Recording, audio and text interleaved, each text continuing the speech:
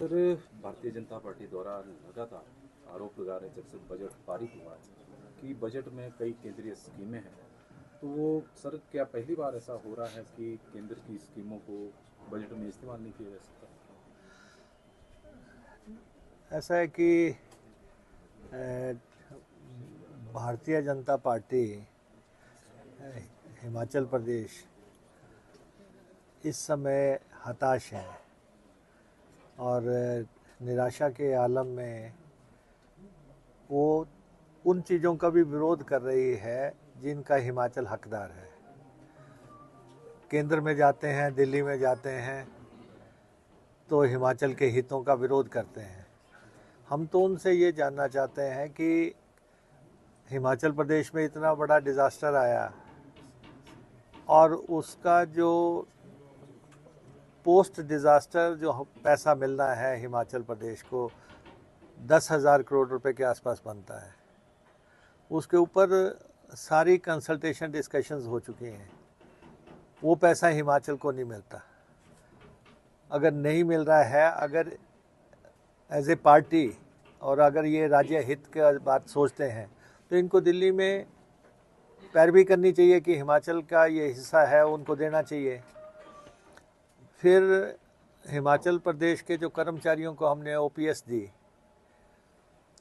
और एनपीएस का पैसा 10,000 करोड़ रुपया सेंटर के पास जमा है, जो उन्होंने आगे मुझे लगता है बॉन्ड्स वगैरह में इन्वेस्ट कर लिया है।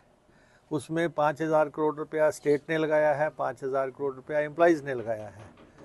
जब हमने ओपीएस देना है तो जो वो पैसा उनके पास जमा है तो वो पैसा हिमाचल को वापस करें, क्योंकि कर्मचारी जब उस स्कीम में जो जमा पैसा है वो वापस लौटाएंगे जो स्टेट का है, तभी जाके वो ओपीएस का पात्र होंगे। वहाँ पे भी वो हिमाचल का विरोध कर रहे हैं और जयराम जी तो रिकॉर्ड पे हैं, उन्होंने कहा कि ये पैसा हिमाचल का है ही नहीं। और उसके बाद हिमाचल प्रदेश के कर्ज लेने की सीमा जो है वो घटा दी गई है, और जबकि ज़रूरत ये है कि हिमाचल को 2 से 3% कर्ज लेने की सीमा बढ़ाई जानी चाहिए। वहाँ पे भी ये दिल्ली में हिमाचल के हितों की पैरवी नहीं करते। और इसके अलावा फॉरेन फंडिंग है जो हमारी, उस पर इन्होंने कैप लगा दिया है कि इससे ज़्यादा पैसा आप वर्ल्ड बैंक, एडीबी, एनडीबी वगैरह से नहीं ले सकते, तो वहाँ भी हाथ बांध के रखे हैं। और इसके अलावा जो है रेवेन्यू डेफिसिट ग्रांट जो है वो टेपरिंग चल रही है। जयराम जी के समय में वो 10,000 करोड़ आती थी, इस साल में जो है सारा 3257 करोड़ रुपए आई है। आप डिफरेंस देख सकते हैं कितना है। और जीएसटी की कंपनसेशन 2022 से बंद हो गई है। और हमारा आरोप है कि ये जो हिमाचल प्रदेश को फाइनेंशियली जो टाइट किया गया है, इसमें प्रदेश भाजपा के बड़े बड़े नेता शुमार हैं, बड़े बड़े नेता शामिल हैं।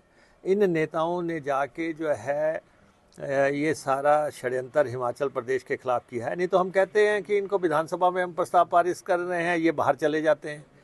कभी नहीं हुआ ऐसा कि स्टेट हित का कोई प्रस्ताव पारित करना हो सेंटर के लिए और वो दोनों पक्ष विपक्ष इकट्ठे करते हैं, ये उठ के बाहर चले जाते हैं। और तो इसलिए जो है हम अपने रिसोर्सेज से, अपने मेहनत से, किसी भी ढंग से जो है फाइनेंशियल डिसिप्लिन मेंटेन करके प्रदेश को चला रहे हैं, अन्यथा इनका कोई योगदान नहीं है। और ये चाहे जो भी कहें, लेकिन जो स्टेट के प्रोजेक्ट हैं, जो सेंटर से पैसा मिलना है, जैसे पंजाब पुनर्गठन कानून के तहत 2011 में फैसला आ गया था सुप्रीम कोर्ट का कि इसमें जो है हिमाचल प्रदेश को 7.19% हिस्सा मिलना है। अब 12-13 साल हो गए, आज सुप्रीम कोर्ट का आदेश जो है इम्प्लीमेंट नहीं हुआ। नहीं तो सेंटर पड़ोसी राज्यों को कह सकता है कि आप जो है हिमाचल प्रदेश का पैसा दो। तो ये जो मसले हैं, या जो अभी आप शायद देख रहे हैं शानन प्रोजेक्ट वगैरह हैं, उसकी लीज़ का टाइम पूरा हो गया है, उसके बावजूद हिमाचल प्रदेश को रिटर्न नहीं किया जा रहा है। तो हम तो प्रदेश की लड़ाई लड़ रहे हैं, लड़ेंगे, और लेकिन हम इनसे कोई सहयोग की उम्मीद नहीं रखते।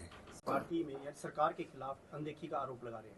कुलदीप राठौर ने कल जो है सरेआम कहा, प्रतिभा सिंह भी कई बार ये ऐतराज जता चुकी है। क्या सही में कार्यकर्ताओं की और विधायकों की अनदेखी हो रही है सरकार में? नहीं, देखिए, ये तो आज जिसने आरोप लगाए हैं बेहतर होगा आप उनसे पूछिए। सर एचआरटीसी सर कितनी बसें जो है काफिले में जुड़ेंगी, और क्योंकि ग्रामीण क्षेत्र में सर बसें हाफती रहती हैं ज़्यादातर, तो उनके लिए सर ठीक है, मैं आपकी बात से सहमत हूँ कि फ्लीट बदलने की ज़रूरत है, और लगभग 1000 बस बदलने की ज़रूरत है हिमाचल प्रदेश में। बीजेपी के 5 साल के शासन में बसेस नहीं आई नई, और सेंट्रल गवर्नमेंट ने ये लगा दिया है कि जो 15 साल पुरानी बस है वो हमें फ्लीट से हटानी पड़ेगी। और सेकेंडली ये है कि जो 9 लाख किलोमीटर गाड़ी चल जाती है उसको भी हम व्यवस्था के हिसाब से उसको भी फ्लीट से हटाते हैं। तो इस समय 1000 के आसपास बस हटाने की ज़रूरत है, और हमने 600 खरीद का जो है ऑर्डर दिया है। 350 के आसपास इलेक्ट्रिक बसेस का ऑर्डर हमने प्लेस किया है, और 250 के आसपास हमने डीजल बसेस का ऑर्डर प्लेस किया है, और उसके बाद जो है हम टेम्पो ट्रैवलर की सर्विस शुरू करना चाहते हैं।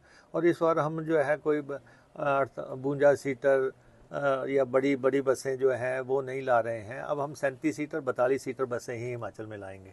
सर, एक सवाल था सोलन से संबंधित था कि सोलन नगर निगम का पानी 4 गुना महंगा हो गया है, और यहाँ का प्रतिनिधिमंडल आपसे भी मिला और मांग कर रहे थे जो पानी नगर निगम को 27 रुपये में मिल रहा था अब वो 100 रुपये में मिल रहा है, तो उसकी वजह से लोगों को काफ़ी परेशानियों का आने वाले दिनों में सामना करना पड़ सकता है, भले ही अभी नगर निगम पुराने रेट पर पानी दे रहा है। नहीं, मुझे अभी जो है यहाँ के हमारे कांग्रेस पार्टी के नेताओं ने ब्रीफ किया है, और मेरे को जो है म्यूनसिपल कॉरपोरेशन के डेलीगेशन ने भी, डेपुटेशन ने भी मुझे ब्रीफ किया है। अब मैं जाके अपने अधिकारियों से फीडबैक लेके इसमें हम क्या कर सकते हैं, कुछ ना कुछ हम आपको रेमेडियल मेजर जरूर लेंगे। नगर निगम वैसे चाह रही है कि जो पानी की जो डिस्ट्रीब्यूशन का काम है वो जल शक्ति विभाग को मिल जाए, तो उस पर भी सर कुछ विचार होगा? This is suggestion for action, संभव है।